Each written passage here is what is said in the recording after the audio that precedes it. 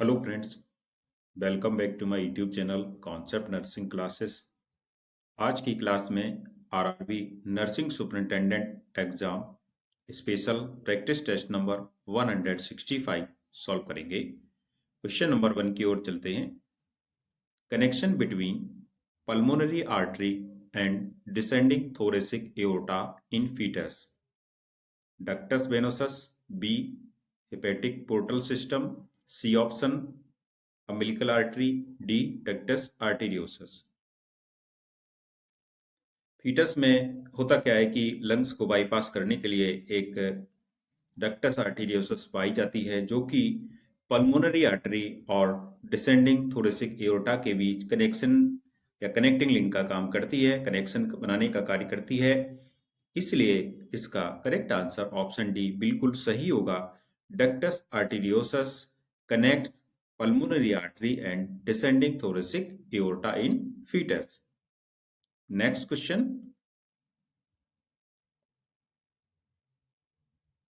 निम्न में से किस में शुद्ध रक्त होता है? A right atrium, B umbilical vein, C pulmonary artery, D carotid artery.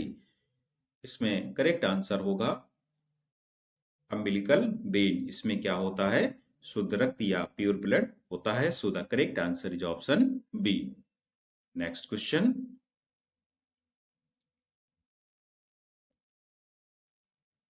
Umbilical cord में पाई जाती है option A one umbilical artery and one umbilical vein, option B two umbilical artery and one umbilical vein, option C one umbilical artery and two umbilical vein, option D two umbilical artery and two umbilical vein. तो यहाँ पर umbilical cord से संबंधित question है। Umbilical cord placenta को foetus से connect करने का काम करती है और इसमें पाई जाती है दो अम्बिलिकल आर्टरी होती हैं और वन अम्बिलिकल वेन होती है। इस फिगर के माध्यम से हम लोग देखेंगे किस प्रकार ये अम्बिलिकल कॉर्ड है। यहाँ से अम्बिलिकल कॉर्ड है ये जो कि प्लेसेंटा से फीटस को जोड़ने का कार्य करती है। तो इसमें दो देख सकते हैं कि एक अम्बिलिकल आर्टरी है और दो अम्बिलिकल आर्टरी है और एक अम्बिलिकल वेन है। इस अम्बिलिकल वेन में यहाँ पर देखिए आप, शुद्ध रक्त बहता है, प्योर ब्लड बहता है और अम्बिलिकल आर्टरी में इम्प्योर ब्लड बहता है। इस प्रकार से हम लोगों ने फिगर के माध्यम से देखा कि प्लेसेंटा से लगा हुआ अम्बिलिकल कॉर्ड में अम्बिलिकल वेन होता है जिसमें कि शुद्ध ब्लड बहता है और अम्बिलिकल आर्टरी में शुद्ध ब्लड बहता है और अम्बिलिकल आर्टरीज दो होती हैं, एक एक और दो, और अम्बिलिकल वेन यहाँ पर एक है। तो इस प्रकार से इसका करेक्ट आंसर हो जाएगा ऑप्शन वी सही हो जाएगा, two umbilical artery and one umbilical vein. Next question की ओर चलेंगे। अगला क्वेश्चन है, कोच का जीवाणु कहलाता है mycobacterium leprae, mycobacterium tuberculosis, corynebacterium, clostridium tetani. Koch का जीवाणु इसको कहते हैं माइकोबैक्टीरियम ट्यूबरक्लोसिस, क्योंकि रॉबर्ट कोच ने इस बैक्टीरिया की खोज की थी, इसलिए बी ऑप्शन यहाँ पर सही होगा। नेक्स्ट क्वेश्चन की ओर चलते हैं।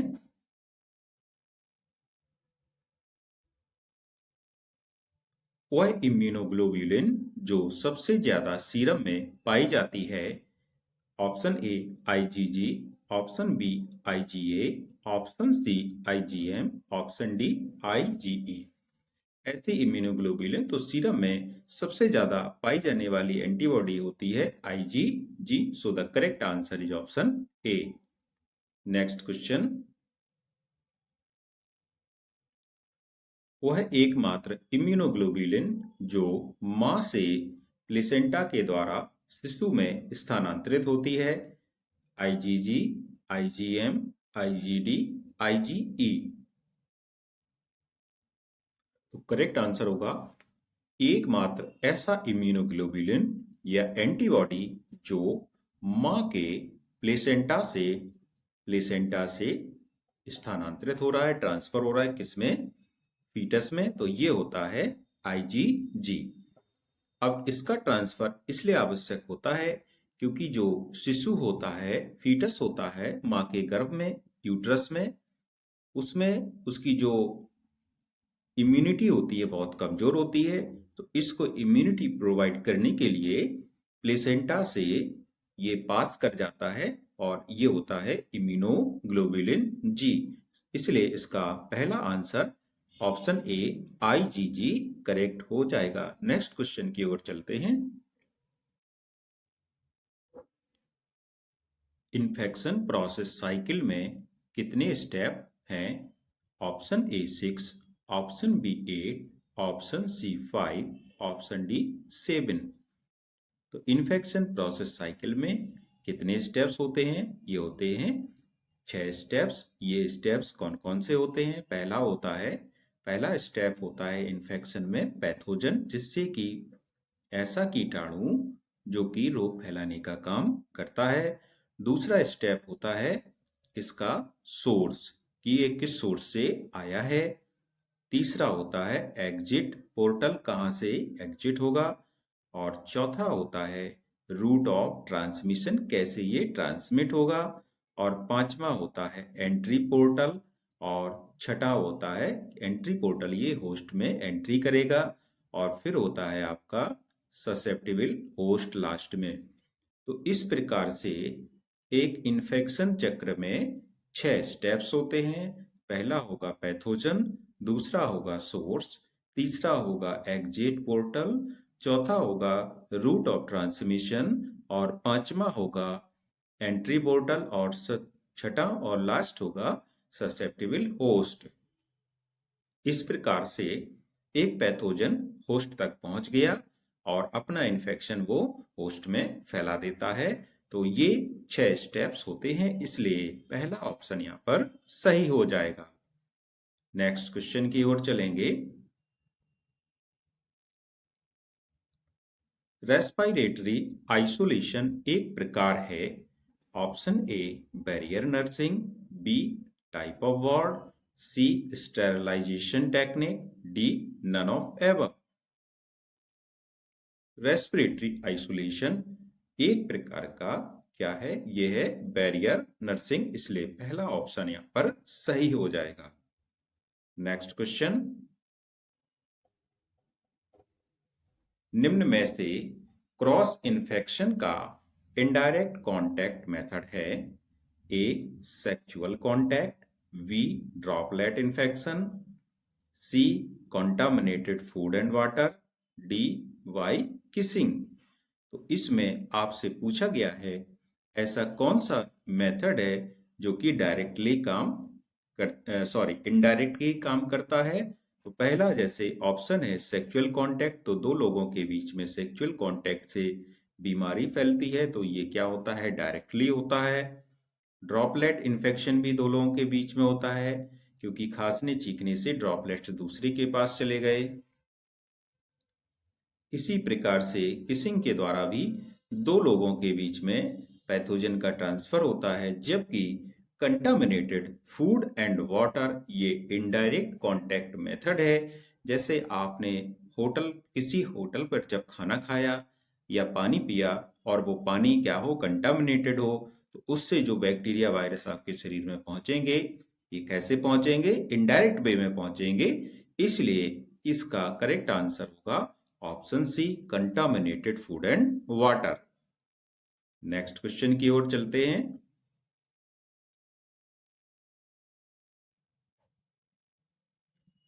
नेक्स्ट क्वेश्चन, यदि बर्न पेशेंट जो 10 बजे बिजली करंट से जल गया है तथा 35% बर्न है, शाम 6 बजे तक कुल कितना फ्लूइड उस पेशेंट को दिया जाना चाहिए?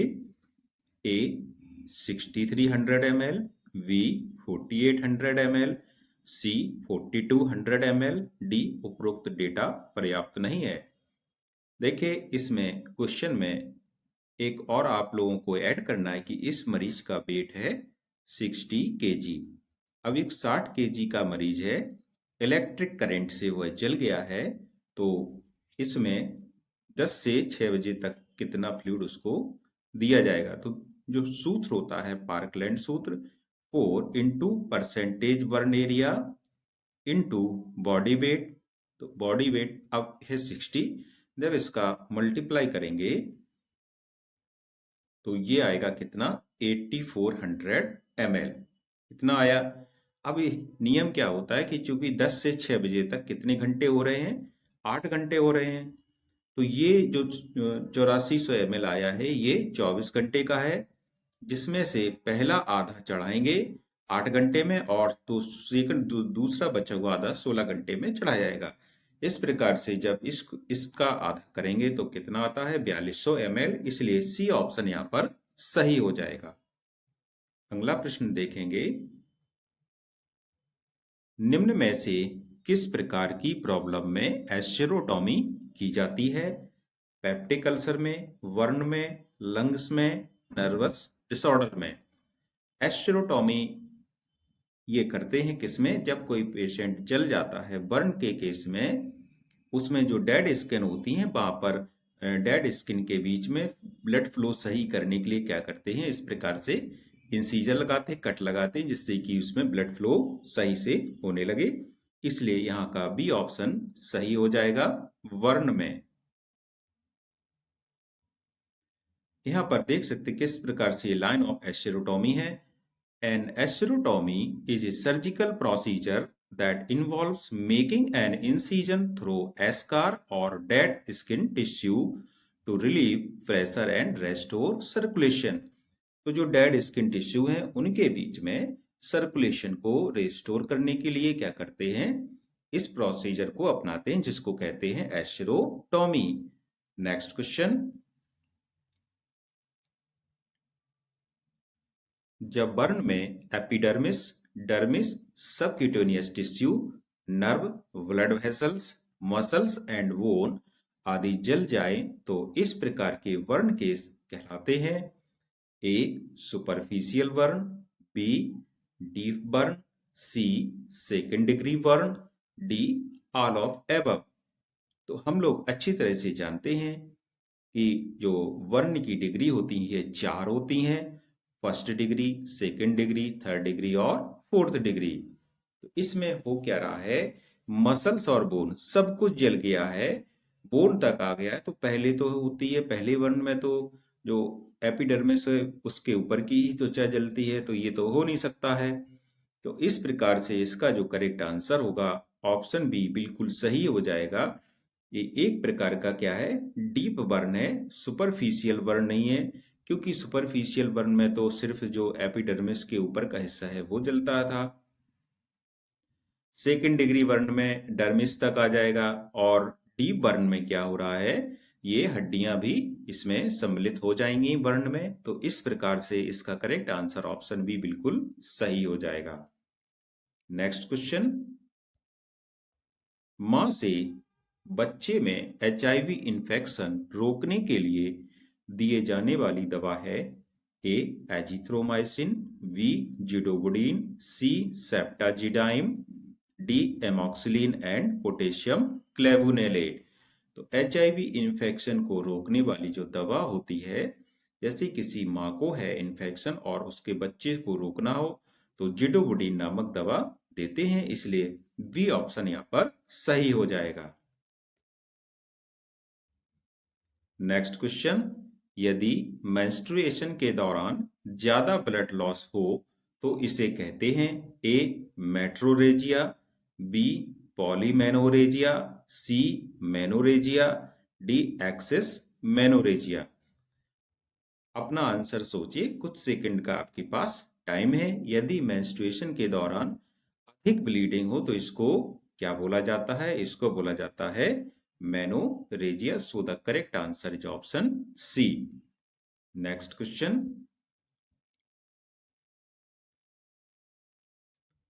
निम्न में से कौन सी पैल्सी वेटर्स टिप के नाम से जानी जाती है?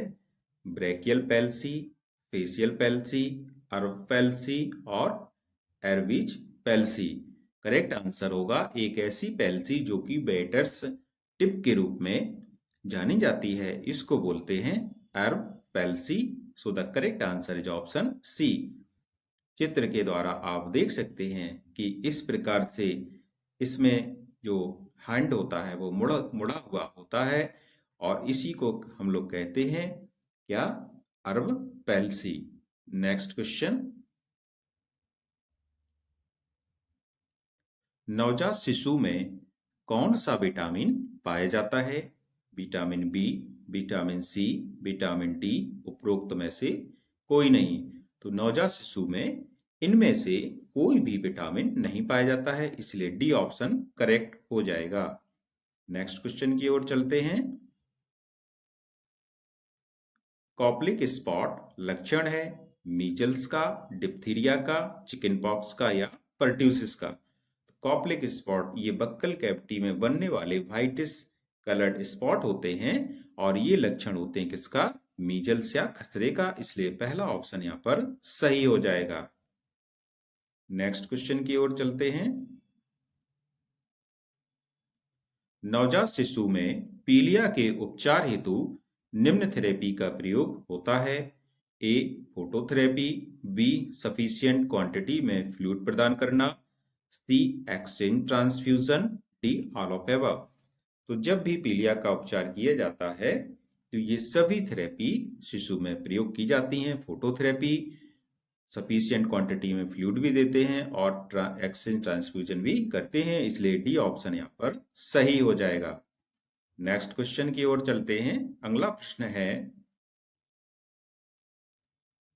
पेंटावैलेंट वैक्सीन संबंधित है A diphtheria, pertussis, tetanus, hepatitis B तथा Hib. Second option diphtheria, polio, tetanus, hepatitis B तथा Hib. C diphtheria, pertussis, tetanus, haemophilia तथा Hib. D TB, pertussis, tetanus, hepatitis B तथा हिब। करेक्ट आंसर होगा pentavalent vaccine में DPT होता है और hepatitis B होता है और इन्फ्लुएंजा वैक्सीन भी होती है, इसलिए पहला ऑप्शन ए सही हो जाएगा। नेक्स्ट क्वेश्चन, मीजल्स का टीका बच्चे को किस आयु में दिया जाता है? ए 6 महीने की आयु पर, बी 10 सप्ताह की आयु पर, सी 9 से 12 महीने की आयु के बीच, डी उपरोक्त सभी। तो खसरे का टीका या मीजल्स का टीका ये कब देते हैं? ये देते हैं 9 से 12 महीने की आयु के बीच में, इसलिए सी ऑप्शन यहाँ पर सही होगा। नेक्स्ट क्वेश्चन की ओर चलते हैं। स्तनपान कब शुरू कर देना चाहिए? ए जन्म के 1 घंटे के भीतर, बी जन्म के 1 से 24 घंटे के भीतर, सी जन्म के 24 घंटे बाद, डी उपरोक्त में से कोई नहीं। तो ब्रेस्ट फीडिंग जन्म के 1 घंटे के भीतर ही शुरू कर देते हैं, इसलिए पहला ऑप्शन यहाँ पर करेक्ट होगा।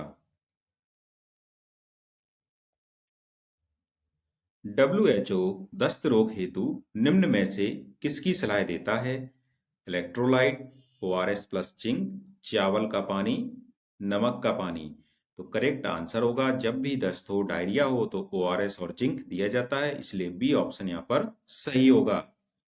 नेक्स्ट क्वेश्चन, पहली पोलियो की खुराक कब दी जाती है? ए जन्म के तुरंत बाद, बी जन्म के 15 दिन बाद, सी जन्म के 7वें दिन, डी जन्म के 6 महीने पर। तो जब भी पहला जन्म हो तो तुरंत ही जब पहली खुराक दी जाती है, जिसको 0 डोज पोलियो की बोलते हैं, इसलिए यहाँ पर ए ऑप्शन सही है। नेक्स्ट क्वेश्चन की ओर चलते हैं। कौन सी बीमारी कुपोषण में जानलेवा हो सकती है? ए टिटनेस, बी अनीमिया, सी खसरा, डी पोलियो। करेक्ट आंसर होगा ऐसी बीमारी जो कुपोषण में जानलेवा होती है ये है खसरा, इसलिए सी ऑप्शन यहाँ पर सही हो जाएगा। नेक्स्ट क्वेश्चन, MTC का पूरा नाम है A maximum treatment corner, B malformation treatment centre, C malnutrition treatment centre, D उपरोक्त में से कोई नहीं। तो करेक्ट आंसर होगा, अपना आंसर पहले आप सोचिए। तो MTC मीन्स होता है माल न्यूट्रिशन ट्रीटमेंट सेंटर, इसलिए सी ऑप्शन सही है। नेक्स्ट क्वेश्चन, पेंटावैलेंट वैक्सीन की कितनी खुराक बच्चे को दी जाती है? ए ऑप्शन है 1 खुराक, बी 4 खुराक, सी 3 खुराक, डी 5 खुराक। करेक्ट आंसर होगा, पेंटावैलेंट वैक्सीन की कितनी खुराक देते हैं बच्चों को? ये देते हैं 3 खुराकें, इसलिए तीसरा ऑप्शन सी सही होगा। नेक्स्ट क्वेश्चन की ओर चलेंगे।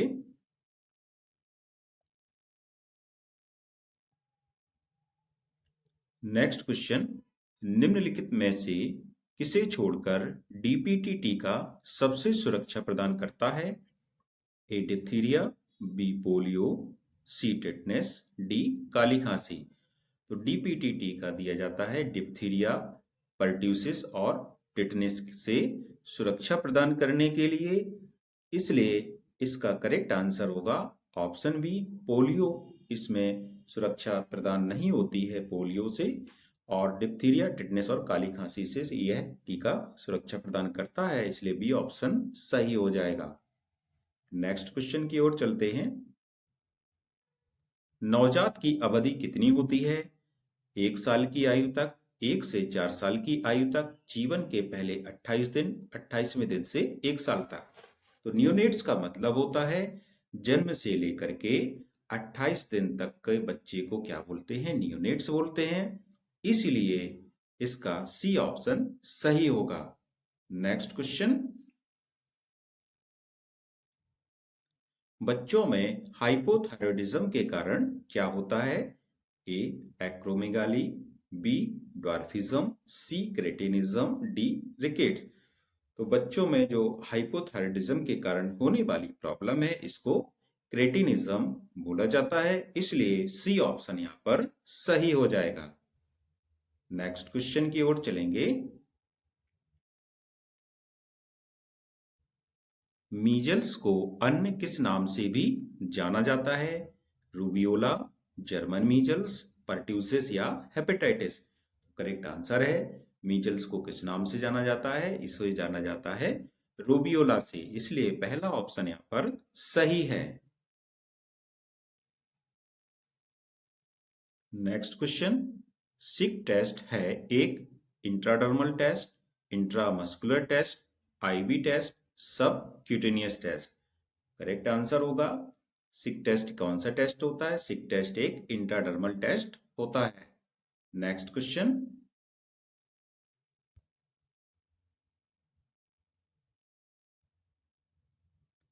डॉट्स में टीबी का डायग्नोसिस किसकी जांच के आधार पर किया जाता है? A MRI and sonography, B chest x-ray and sputum examination, C skull x-ray and sputum examination, D blood and urine examination. तो टीबी का डायग्नोसिस किया जाता है किसके आधार पर? चेस्ट एक्सरे और स्पुटम एग्जामिनेशन के आधार पर, इसलिए बी ऑप्शन यहां पर सही हो जाएगा।